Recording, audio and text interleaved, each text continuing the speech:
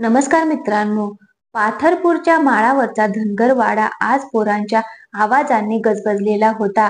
ती पोरं मोठ्या खुशीत होती. प्रत्येकाच्या कनवटीला सोन्याच्या तीन तीन मोहरा आज वाटेने जाणाऱ्या खानानं दिल्या होत्या. कारण खानाला आड वाटे न जाणारा रस्ता पाहिजे होता. अन ती धनगराची पोरं होती. धनगराच्या पोरांना रानातले रस्ते खडानखडा माहिती होते. आज मोहरा मिळाल्याच्या आनंदामध्ये पोरांनी तिथे राहणाऱ्या आपल्या मावशीला कोंबडा कापायला लावला होता. मावशीने कोंबड्याचं कालवण करायला घेतलं होतं. आलं त्यांचा घमघमाट सगळीकडे सुटला होता. मावशी भाकऱ्या थापणार होत्या तोवर बाहेर मुलांनी गोट्यांचा डाव मांडलेला होता. मटण भाकरी खायची आणि मग पुढे जायचं असं पोरांचं ठरलं होतं. तेव्हा त्यांनी पाहिलं काही गावकरी घाबरे घुबरे होऊन गावाच्या दिशेने पळत होते. वाटेत एकमेकांच्या कानामध्ये काहीतरी कुजबुजत होते. त्यांची ती अशी पळापळी बघून मुलांना थोडी शंका आली. त्यांनी आपल्या गोट्यांचा डाव मोडला. पलीकडच्या पिंपळाच्या झाडाखाली 7-8 शेतकरी घोळक्याने उभे होते. गंभीर शब्दात आपसात काहीतरी कुजबुजत होते. नक्की चाललं काय व्हाये हे पोरांना कळत नव्हतं. पण प्रत्येकाचे चेहरे मात्र गंभीर होते आणि काहीतरी गंभीर विषयावरती बोलत आहे हे मात्र त्यांच्याकडे पाहून पोरं जाणून गेली होती. त्यांनी थोडं पुढे होऊन ऐकलं. खूप वाईट झालं. असं व्हायला नको होतं. देवा, थोरले राजे जाऊन 10 वर्षे झाले होते. तोपर्यंत त्यांच्या मुलाची अशी वाट लागावी. खूपच वाईट झालं रे बाबा. तेव्हा मोठा धिटाईने पुढे झाला आणि गावकऱ्यांना विचारू लागला, काय हो पाहुणे, एवढे कानामध्ये काय कुजबुजताय? त्या पोरांकडे पाहत तो माणूस म्हणाला, काय सांगू आता तुम्हाला. आपल्या शंभू राजांचा त्याच्याच मेव्हण्यानं घात केला. राजाच्या मुसक्या बांधून तो खान त्यांना फरफटत घेऊन गेला. तो शेतकरी रडत आपले पाण्याने भरलेले डोळे पुसत पोरांना सांगू लागला. आता नेमकं काय झालं हे पोरांच्या थोडंसं ध्यानी येऊ लागलं. आज त्या गणूजी शिर्क्याने दगाफटका करून राजांना पकडून नेलं. दुपारी याच वाटेने ते सगळे जण गेले. शेतकऱ्यांचं ते बोलणं ऐकून त्या धनगराच्या पोरांची तोंड मात्र पांढरी फट पडली. कसाबसा धीर धरत धाकला बोलला, काय पाहुणं, काहीतरी काय बोलताय? आम्ही तर दुपारी तिथेच होतो. गणोजी शंभूराजांना नाही तर हिऱ्याच्या 2 सौदागर यांना पकडून घेऊन गेला. पण गावकऱ्यांनी मात्र त्या मुलांच्या बोलण्याकडे दुर्लक्ष केलं. ते आपले बोलणे आपापसात पुन्हा करू लागले. शंभूराजे पकडले गेले ही बातमी सर्व गावात वणव्यासारखी पसरली गेली. सर्व शेतकरी हवालदिल झाले. बाया पोरं रडू लागले. जणू आपल्याच घरातलं कुणीतरी पकडलं गेलं अशी सगळ्यांची स्थिती झाली होती. हे सारं वातावरण पाहून धनगराची ती पोरं मात्र घाबरली. अजाणतेपणे आपण आपल्या शंभूराजांना आपल्या शिवाजी राजांच्या पोरालाच पकडून दिलं हे त्यांना वाटू लागलं. आपण दुश्मनांचेच वाटाडे झालो ही कल्पना त्यांच्या मनाला सहन होईना अशी झाली होती. आता मात्र त्या मुलांच्या डोळ्यासमोर तो दुपारचा घोड्यावर बसलेला सौदागर उभा राहिला. त्यांचे विलक्षण डोळे त्यांच्या डोळ्यासमोर पुन्हा उभे राहिले. आपण आपल्याच राजाला का ओळखू शकलो नाही? आपल्याकडे एवढी मोठी चूक कशी झाली? हा सर्व विचार करून ती रानपाखरे हवालदिल झाली होती. सर्वजण बाजूच्या आडोश्याला गेली. मोठ्याने पिंपळाच्या पारावरती आपले डोके त्यांनी धडाधड आपटले. धाकट्याने स्वतःच्या तोंडात मारून घ्यायला सुरुवात केली. काही जण तिथेच मातीमध्ये गडाबडा लोळू लागले. स्वतःचेच हातपाय आणि तोंड ते ठोकून घेत होते. स्वतःच्याच तोंडात जोरात मारत होते. काय करावे त्यांना समजत नव्हते. त्यांनी आपल्या कसोट्याला बांधलेल्या त्या सुवर्ण मुद्रा बाहेर काढल्या. त्या खानानं दिलेली ती बक्षिशी आता त्यांना काटेरी निवडुंगासारखी वाटू लागली. सर्वांनीच आपल्या हातात असलेल्या त्या सुवर्ण मोहरा लांब भिरकावून दिल्या. ते सर्व फेकून दिल्यावरती त्यांना आता थोडं हलकं झाल्यासारखं वाटू लागलं होतं. पण मनामध्ये जी पश्चातापाची लाट होती ती मात्र काही केल्या दूर जातच नव्हती. सारखं मनामध्ये अपराधीपणाची भावना येत होती. ती मुले एकमेकांच्या गळ्यात गळा घालून धाय धाय मोकलून रडू लागले. सर्वात लहान असलेल्या पोराने मोठ्याला विचारले, अरे भाऊ, आता काय करायचे? देवा, आमच्या हातून काय हे पाप झालं? असं कसं पाप आमच्या हातून घडलं रे?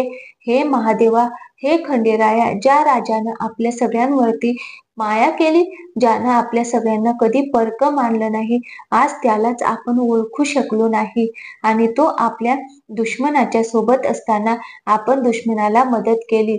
काय करावं आणि कसं करावं त्यांना काही समजेना झालं होतं. पोरं रडत रडत आपापसात बोलत होती. हिऱ्या धाय मुक्कडून रडू लागला. त्याचा मामा जिथे राहत होता तिथलीच धाराऊ माय होती, जिनं शंभूराजांना आपलं दूध पाजून मोठं केलं होतं.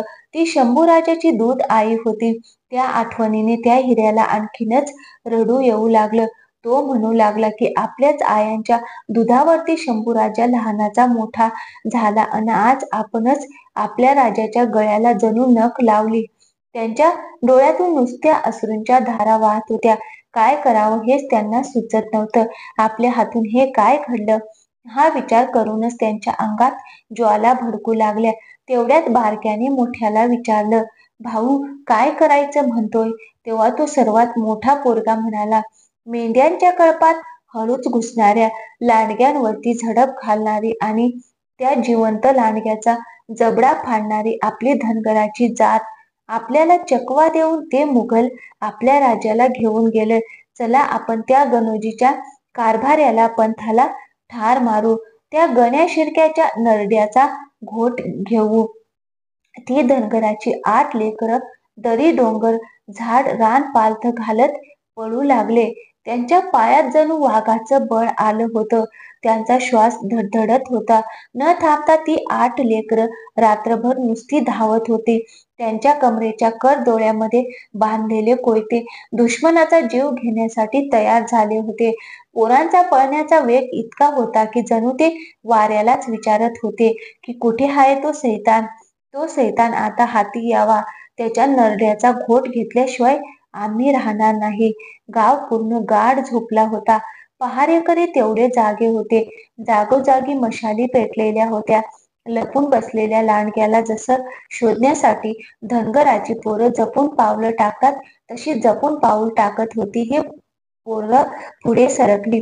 शिपायानं त्यांना हटकलं तेव्हा त्यांनी विचारलं, पोरांनो, कुठे निघालात? तर पोरांनी सांगितलं, आम्हाला गणोजी शिर्के यांनी बोलावले आहे. शिपायाने विचारलं, कुठून आलात? तेव्हा पोरांनी सांगितलं, आज हे शंभूराजांच्या शिकारीला आले होते. त्यांना वाट दाखवायला आम्हीच होतो. तो शिपाई देखील थोडासा गोंधळला गेला. काय करावं त्याला कळत नव्हतं. इतक्यात एक मुघल सैनिक बाहेर आला. त्याची नजर त्या पोरांकडे गेली तसा तो हसून त्या पहारेकऱ्याला म्हणाला, अरे ले जाओ उनको गणोजी के पास, वो सब हमारे ही छोकरे हैं. उन्होंने ही आज हमको रास्ता दिखाया. सर्वत्र कमालीची सामसूम होती. खानासोबत आलेले मुघल तर अगदीच थकलेले होते. त्यांनी आपली दमलेली शरीर अशी जमिनीवरती टाकून दिलेली होती. त्या शिपायाने एका काकडी तंबूकडे त्या पोरांना इशारा केला. ती मुलं ओरडली, बिरोबाच्या नावानं चांग भलं, बिरोबाच्या नावाने चांग भलं, अशा आरोळ्या ठोकत असतानाच त्यांनी त्या शिपायावरती देखील वार केले. त्यांच्या हातातील दिवट्या पोरांनी खेचून घेतल्या. दिवट्यांच्या जाळाने त्या पहारेकऱ्यांच्या दाढीचे केस जळाले. पोरांनी त्या जळत्या दिवट्या समोरच्या तंबूवरती फेकल्या. तंबू जळू लागला. कापडं जसं जळू लागलं तसं सर्वत्र ठेवलेलं घोड्यांसाठीचं वैरण देखील पेट घेऊ लागला. सर्वत्र धुराचे लोट पसरू लागले. सर्वत्र एकच आवाज येऊ लागला, भागो भागो, आग आग लग गई है. त्या आगीतून बचावण्यासाठी काही जण त्या आगीतून बाहेर पडू लागले. तेव्हा पोरांनी त्या शिपायांच्या हातातल्या काठ्या खेचून आपल्या हाती घेतल्या होत्या आणि जो समोर येईल त्यांनी त्याला झोडपायला सुरुवात केली होती. त्यात तंबूला लागलेल्या आगीपेक्षा त्या मुलांच्या मनामध्ये आणि हृदयामध्ये लागलेली आग ही खूप भयंकर होती. ते बेंबीच्या देठापासून ओरडत होते, "गण्या शिर्के, बाहेर ये, तुझ्या खांडोळ्याच पाडतो रे, अरे गण्या बाहेर ये." पोरं जीवाच्या आकांताने ओरडत होते, पण काहीही झालं नाही.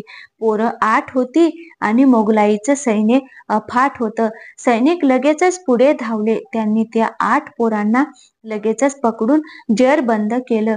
तोपर्यंत आगही आटोक्यामध्ये आलेली होती. आगीचा लागलेला भडका पाहून अनेकांनी नदीच्या पलीकडे उड्या घेतल्या होत्या. आपला जीव वाचवला होता. आगीने घोटाळा केला तिथे 3 जणांचे मुडदे कोळसा होऊन पडलेले होते. काळीकुट्ट झालेली ती शरीर ओळखताही येत नव्हते. त्यांचे डोक्यावरचे केस जळून गेले होते. डोळ्यांची बुबुळं बाहेर पडली होती. त्यांच्या अंगावरची कातडी जागोजागी लोंबत पडली होती. तेव्हा ते मुघल सैनिक एकमेकांच्या कानात बोलत होते, "एक गणोजी होगा, दुसरा नागोजी, पण ये तिसरा कोण है?"